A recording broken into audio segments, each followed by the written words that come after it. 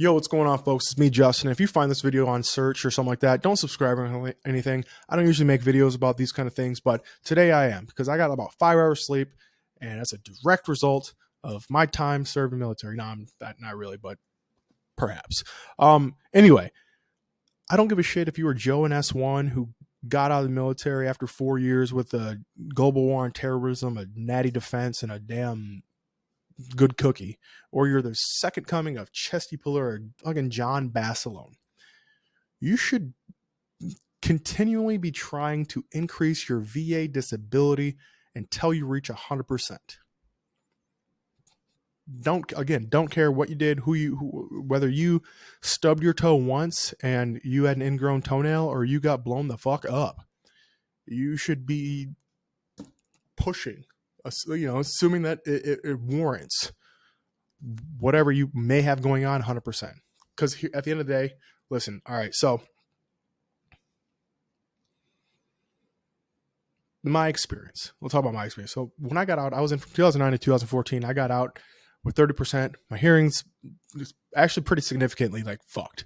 My back is messed up and my knees were messed up. Nothing like to the point where it was crippling, but it was like, oh yeah, like I'm rusty. I'm rusty, and I wasn't rusty when I joined. And that whatever. I'm rusty right now, and that's a result because when you join the military, there's the yin and the yang. The yin being they got your ass. They own your ass. They can tell you where to go, what to bring, who you can hang out with, what you can smoke, everything. They own your ass, but at the same time, they're responsible for your ass. So anything that happened during that time, they are responsible for, and that is pains, ailments, shit fucking up. And in addition to that, anything that comes from a result of what happened while you're in, they are responsible for that as well. And that's in my case. Again, when I got out, 30% hearing, back, knees, right? Fast forward to today, or last year really. Now it's, I actually am developing arthritis in both knees. I don't know if you develop arthritis or you deteriorate towards arthritis. Either way, I forget the official name, osteophytes or something like that. Both knees are, I will eventually be rusted. I'm rusty right now, but I'll eventually be rusted to the point of can't do it anymore. Back. Developed sciatica due to the back pain. So I didn't have these issues while I was in, but now that I'm older, as a result of the issues or the shit that was sustained while being in, now I have these additional problems. Hence, now I'm at 90%. I was at 30 for 8 years. Now I'm at 90. And at this point, and this is why I kind of think the way I think, is if I'm at 90, I might as well just push to 100. What's the difference? I mean, on paper, yeah, I know the math for the VA disability is so silly. But it's like, man, I should. I just should. And that's also why, I'm an advocate for UBI and all kinds of other shit as a result of that, because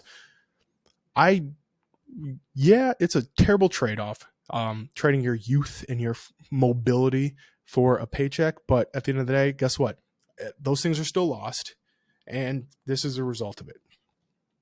And if you're one of those guys that doesn't have the time to, one, learn the whole process as far as what documents to fill out, who to talk to, where to go, all that kind of stuff. I'm not going to advocate for any company because they all basically do the same thing, but there are companies that will just do most of the process for you.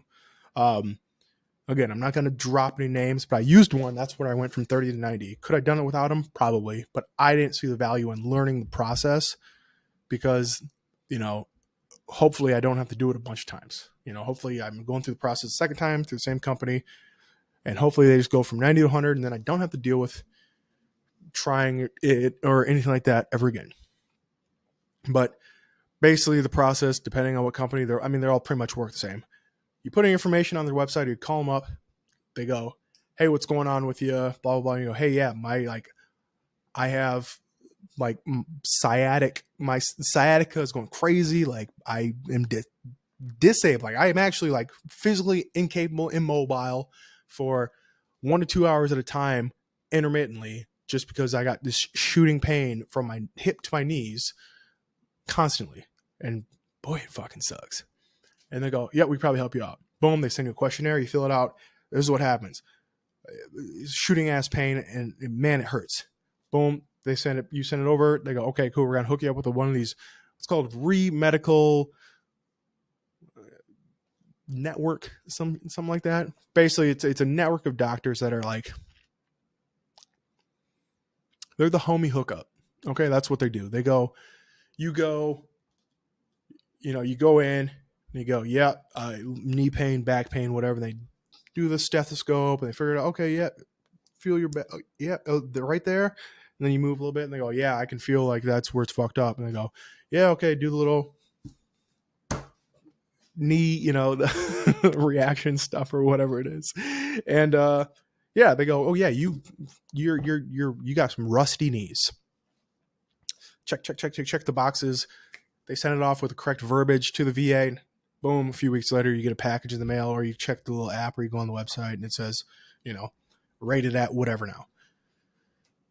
Again, all those things you can do yourself, but if you don't have time to, you don't want to have to figure out who you got to talk to and drive 45 minutes to this advocate or the DAV or that doctor, whatever the case is, all these different places. Go with one of these services. Again, they're all pretty much the same. Price-wise, the reason I went with one is, again, I don't want to learn the shit. 2, because most of them will work on a contingency, meaning if they don't increase your stuff, you don't owe them any money. And when you do owe money, it's basically just the difference between what you are getting now and what you're receiving. Again, not all of them, but the one that I went through, it was basically looked like, so I went from 30 to 90, which was roughly 450 to 2,000, we'll say. So we'll say 500 to 2,000. I have 1,500 times 5, 7,500. My back pay was like 15 or 14,000. So I said, instead of doing some like payment plan of like 5 months, and then after that you get your full amount. I said, we'll do the lump sum. They chopped 10% off. Boom, paid them the 60 whatever, and that was it. And now, now I got my walking treadmill, my $1,300 walking treadmill, so I can get my steps in. So that way my knees and back don't hurt. And you know what I mean? So that's kind of that. I think, if you're watching this, you probably are not one of those fucking dude bro vets that, have an opinion about everything. You're probably like, yeah, you know what? I'm just going to I'm going to get my check every month because I gave them my 5 years or whatever. I'm gonna be comfortable the rest of my life, and that's what I am. I'm comfortable now. I difference between $400 or $500 a month and 2,000. It's like, hey, guess what? I will have a roof over my head, assuming that nobody takes away these benefits. Doesn't seem like a real hot button issue as far as politics go. I don't think either party would want to do that. A huge stress relief, a huge chance for me to kind of explore what I want to explore as opposed to being forced to do something I really don't want to do. I started, this is me just fucking talking. No more benefits talk. This is me just talking about me.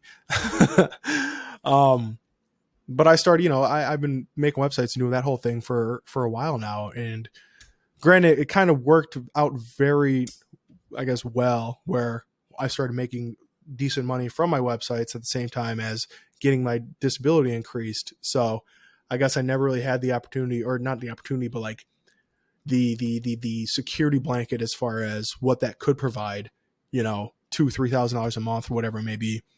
To explore, if I wanted to be a painter, I could just paint. If I wanted to be a musician, I could just do music. I want to be a comedian, I can just go to stand up. But if my website's crash and burn or whatever, this offers a really, really nice security blanket as far as knowing that no matter what, although my back hurts and my knees hurt and I can't hear for shit, I will never, again, assuming this never goes away, I won't have to worry about money. And I think that's something that anybody should if the opportunity's there, anybody should try to get it. Anybody should try to experience and figure out a way to earn that. That's that. That's what we got. So, cheers.